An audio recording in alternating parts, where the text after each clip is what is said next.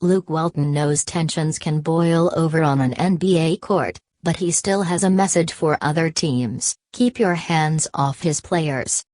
Late in the third quarter of the Bucks' win over the Lakers on Friday night, Milwaukee's Malcolm Brogdon committed a solid foul against Nick Young, and the Los Angeles wing immediately took offense. Swaggy P shoved the Milwaukee rookie, and Bucks big man Greg Monroe responded by shoving Young. Then D'Angelo Russell got involved, and coaches from both teams made their way onto the court to break up the fracas. As you would expect, Monroe was ejected, and Young, too, for his second technical, and so was Russell. Shortly thereafter, order was restored. Yet the coaches weren't alone when they broke up the scrum. Check out this gentleman. He comes sprinting onto the court from the second row of the Bucks bench and ends up pushing Lakers rookie Brandon Ingram in his attempt to play peacemaker. After the game, Walton identified him as a member of the Bucks security staff. And between that shove and Russell's ejection, the Lakers coach was livid, via the Associated Press.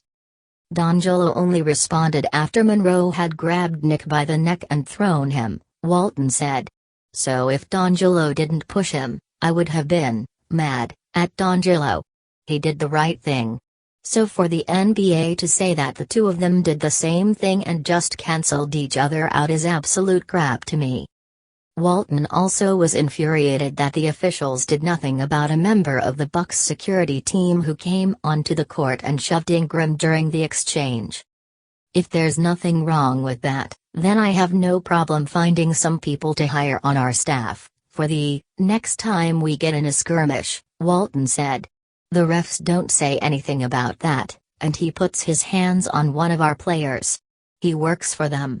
He can touch Milwaukee's players all he wants. Don't touch my damn players.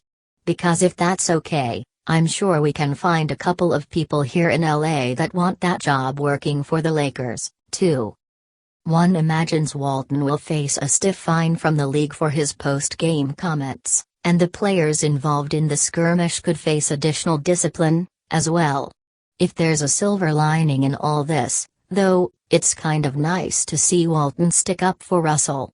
The second-year player is struggling of late as Los Angeles experiments with different lineups, with his status as the team's point guard of the future seemingly up in the air.